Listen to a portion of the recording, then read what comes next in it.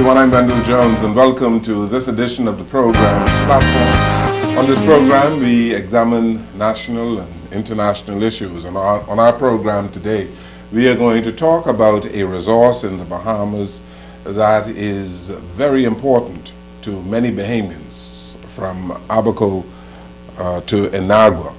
There are fly fishing lodges, or some people call them bone fishing lodges, around the Bahamas, and there are hundreds of Bahamians who are employed in this industry, and indeed there are many Bahamians who own bonefish lodges in the Bahamas.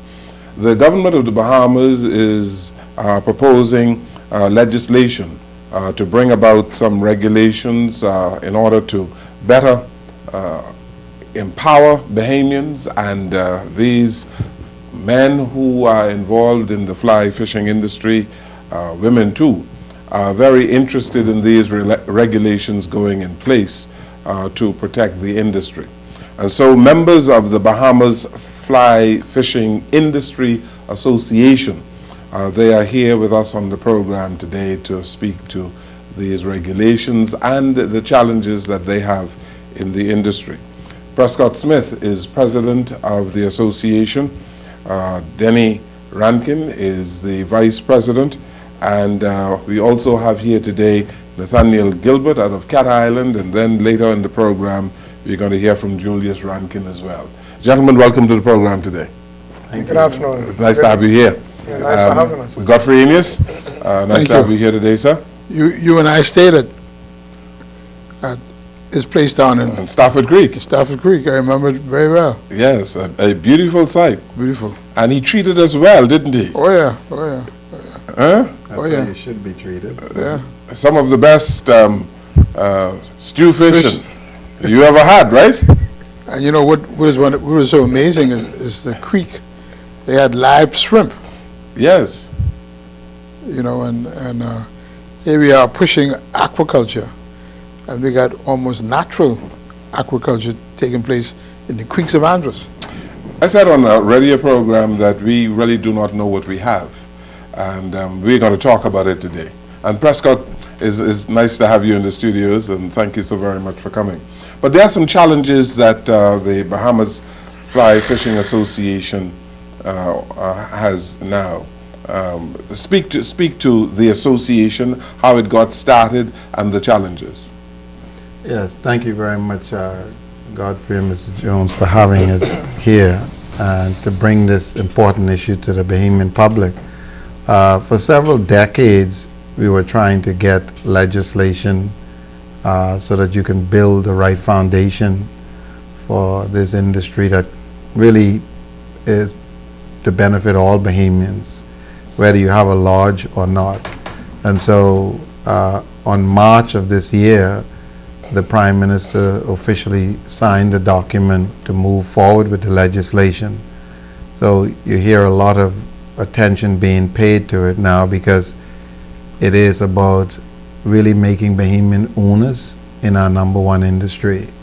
And every single Bahamian, whether you're directly or indirectly involved, will benefit from this historic document once passed. And it is the view of your association that you do not control the fly fishing industry in the Bahamas? Well, we have the resource, and what we're trying to do with the legislation is that you make it possible for Bahamian to become owners in terms of developing the lodges and the industry on the whole, because there are many parts to it. For example, in America, they spend $42 billion on sports fishing. And so we haven't scratched the surface of it, but the legislation is laying a proper foundation that you can make those things happen on. Mm-hmm. Mr. Smith, or Mr. Rankin, why has an important resource like this have allowed to go unchecked for so long? Well, Seniors, I would like to say, I'd like to echo Mr. Jones a few minutes ago when he said that in a lot of cases, most of us, the Bahamian public at large, were not aware of what we have in this industry and the importance of the industry to this country. And so, now that we're becoming, we're at a point where we're beginning to realize that we're trying to put some things in place now before it becomes too late to be able to do so. What do you say to the naysayers, to those people who live, the word we use in this show, in this vortex of ignorance, who will tell you, oh, you're going to drive away the game fishermen, or the yachting industry, or the marinas complain about the fact that here you are trying to control this, trying to see that it is sustained. What do you say to that negativity? Absolute ignorance. We in fact, we have been told outright, that what we're doing can't work. We've been told that outright in a meeting last week with the minister, great present. That it can't work. It wouldn't work, as if somehow we are ignorant. I know as a people, we are actually ignorant to the fact that we have so much, so close, and are not taking as much advantage of it as we can or should. But it's not too late to do that. I can say something. It may cause me to get fired, but so that means you guys got to give me a job. Last year sometime, I went with the Prime Minister to New York, New York, where the moguls of Wall Street, I'm talking about penny ante fella, the moguls of Wall Street who come down here in their yachts and their helicopters, right, met with us because they wanted to finance research to ensure the sustainability of this resource. And they are going to put up millions of dollars to ensure that. I can't tell you what nobody tell me. Right? This industry is a rich man plaything, man. It's a rich man plaything. Prescott, you called it. It's like polo. It's like polo to the wealthy, eh? Yes, but here is, if somebody is going to put up millions, and the Vice President said it earlier, Bahamians need to understand that, what our position is globally. If you put all the flats in the world together for bonefish, they're not even close to the size of the Bahamas. And so even to the naysayers who try to use scare tactics, that if this legislation goes through, they'll go to Cuba, they'll go to Belize. I've done research everywhere in the world where you fish. I've traveled to the Middle East, I've been to South America, and so it's important that you know your position as a country. And if any Bahamian take the time to go on Google Earth, and I'll call all of our main competitors, from the Christmas Island out in the Pacific to when you look at the Seychelles off the African coast, and then you go to Honduras, Belize, Mexico, and you combine all of those flats. The flats around Andros alone is bigger than all of those countries. And so you can see why the Wall Street individuals that Godfrey is referring to will put, because if you put billions of this flat's value, it's not even close to it. Because by protecting it for the industry that we're seeking, you're protecting it for the commercial fishermen. Godfrey and Wendell, I had the opportunity to fish a female astronaut, and she said to me years ago, she said, Prescott, I chose the Bahamas because from outer space, the most beautiful waters on the face of the earth. And she says, NASA uses the shallow flats of the Bahamas as a major navigational thing out from outer space.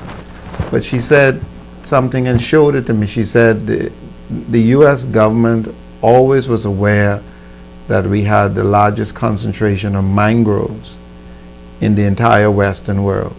And so this legislation benefits all Bahamians because you're building a sports fishing industry that is worth billions and billions to the Bahamian, but the commercial fishermen, the offshore sports fishermen, everybody will benefit as you deal with protecting these ecosystems.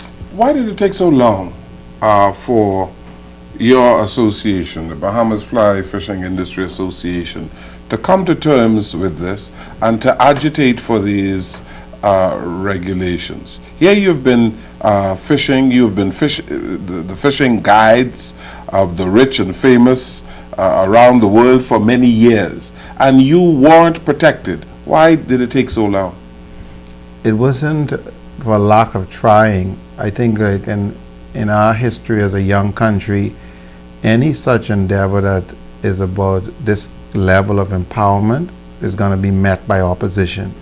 For me, it's been 23 years, almost 7 days a week. And I went through 7 ministers of tourism.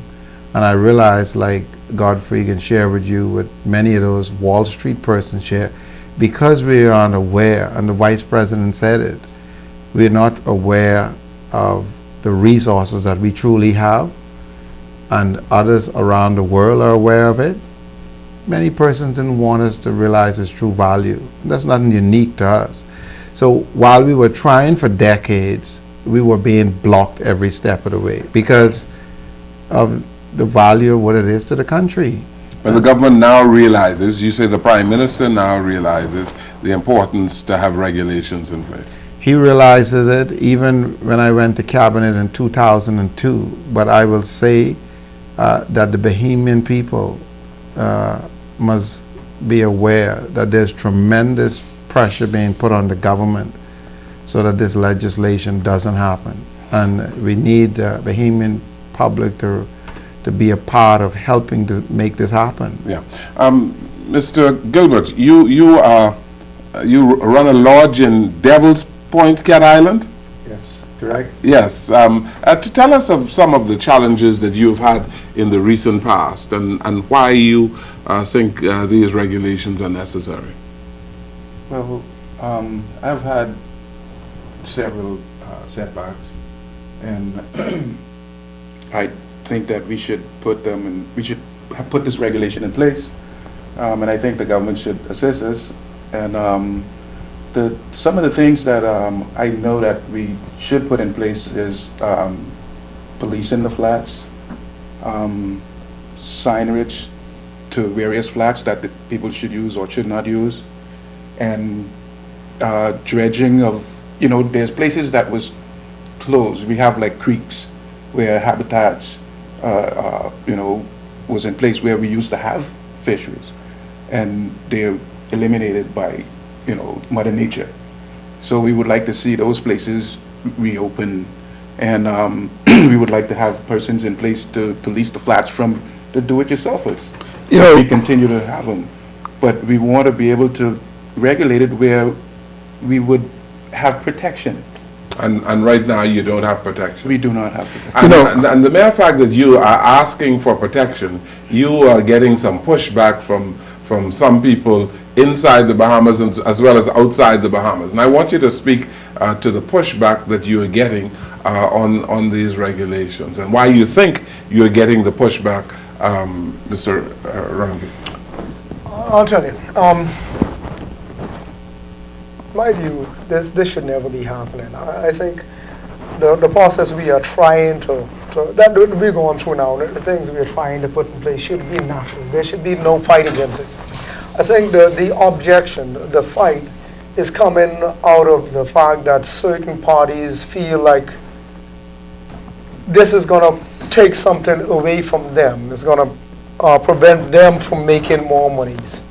I don't see that as being reality.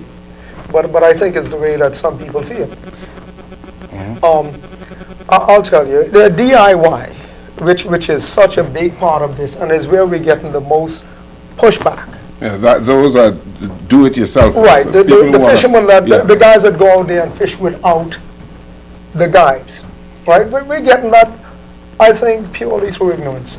I take a lot of people out, and I explain this to them. I've been explaining it to them over a long period of time, and I have yet to have one of those people that object to what we are trying to do. It was put out there in a way that made us look bad, that made us look like we were trying to do something wrong. If these people realize, like in so many other instances, that, okay, you come to the Bahamas, you plan on a vacation. Flats fishing is a small part, or even a large part of that vacation. I'm going to have to pay for that. So they start planning that. And I mentioned earlier that, you know, if we go to the States, we want to visit Disney World, we plan to pay to enjoy that experience.